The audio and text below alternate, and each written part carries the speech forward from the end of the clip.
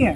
ये कोई कैबिनेट का बैठक नहीं था, ये कोई दिशा का बैठक नहीं था, ये कोई जिला का बैठक नहीं था, ये कोई समीक्षा बैठक नहीं था, ये डिसीजन मेकिंग बैठक नहीं था। ये एक सामान्य सामाजिक बैठक था, बैठक भी नहीं था, कार्यक्रम था, ये बैठक नहीं था। एक बहुत दूर से आया है वो ट्वीट। ठीक, मैं तो कह रहा हूँ कि रोहिणी आचार्य ने कल इस प्रकार का भाषा का प्रयोग किया है। बिहार की बेटी हो, हमारी छोटी बहन की, लेकिन आप अगर अमर्यादित भाषा का प्रयोग करोगे तो आपको सही जवाब बिहार की जनता देगी। तो एसी की हवा खाते हुए ट्वीट करना बड़ा आसान होता है। बांटने वाला दम नहीं उठाया जा रहा है। देखिए, तो वोट तय कर देगा ना। और तलवार बांटने वाला पंचायत के हाथ में अगर तलवार है तो आपके हाथ में भी तलवार है। नमस्कार, आप देख रहे हैं सिटी पोस्ट और मैं हूं अभी। ऑडियो का लेवल है, दिखाई दे रहा है।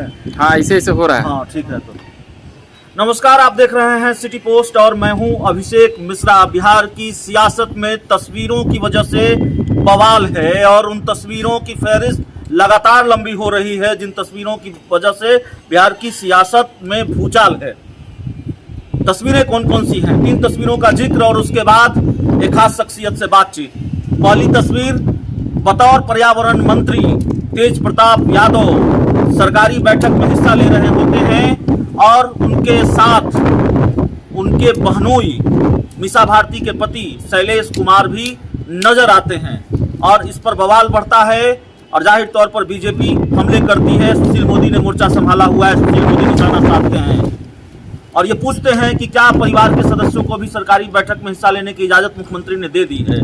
दूसरी तस्वीर, तेजस्वी यादव बतौर पथ निर्माण मंत्री सरकारी बैठक में हिस्सा ले रहे होते हैं और उनके गैर सरकारी सलाहकार संजय यादव सरकारी सलाहकार नहीं है, गैर सरकारी सलाहकार संजय यादव उस बैठक में हिस्सा ले रहे होते हैं। इस तस्वीर पर भी उतना ही बवाल होता है, लेकिन कुछ ही घंटों के बाद आरजेडी इन तस्वीरों पर पलटवार के लिए, इन हमलों पर पलटवार के लिए एक तीसरी तस्वीर ढूंढ लाती है, जिसमें केंद्रीय मंत्री अश्विनी चौबे एक मीटिंग में हो रहे होते हैं। बैठक सरकारी थी, गैर सरकारी थी, इस पर हम अरिजीत शाश्वत चौबे जी से बात करेंगे, लेकिन उस मीटिंग के पीछे अरिजीत शाश्वत चौबे जी नजर आते हैं।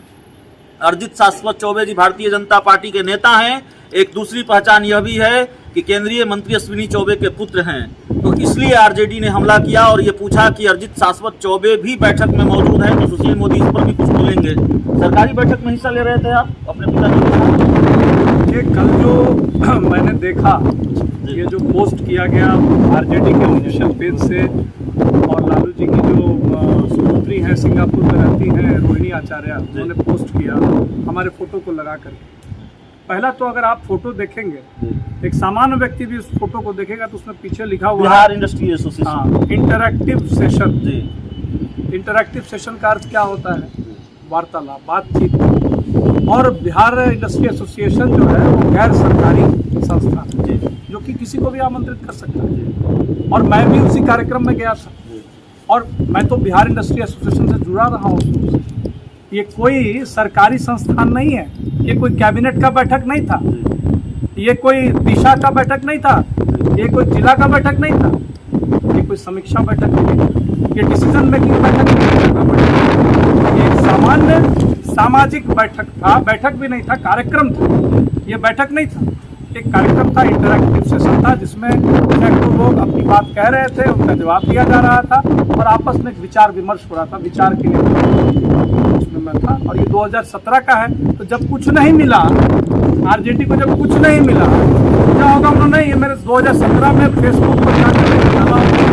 किसी ने कितना मेहनत किया होगा आपने वो पीछे जाने में, इतना मेहनत बढ़ाने में आप करते तो शायद लगता कि भाई कुछ काम कर रहे हैं। तलवार बांटने वाला दम नहीं उठाया जा रहा है।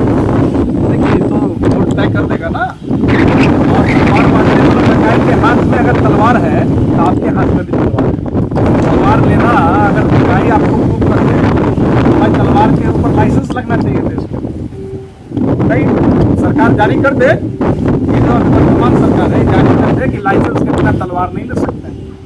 और जहाँ तक बात है तलवारबाज बताने का, तो कई बार माननीय मुख्यमंत्री जी को तलवार भेंट किया गया। गया, तेजस्वी जी तेज प्रताप जी के हाथ में मैंने तलवार देखा, लालू जी के हाथ में देखा। किसने आपको दंगाई बताया? हम तो नहीं कहेंगे, आप ही बता दीजिए। दंगाई कहने से दंगाई नहीं होता है। आप अगर हमको 4 बार गाली दे दें जो आप दे रहे हैं, बहुत दूर से आया है वो ट्वीट। ठीक है, मैं तो कह रहा हूँ कि रोहिणी आचार्य ने कल इस प्रकार का भाषा का प्रयोग किया है। जी, आप बिहार की बेटी हो, हमारी छोटी बहन, लेकिन आप अगर अमर्यादित भाषा का प्रयोग करोगे तो आपको सही जवाब बिहार की जनता देगी। तो एसी की हवा खाते हुए ट्वीट करना बड़ा आसान होता है।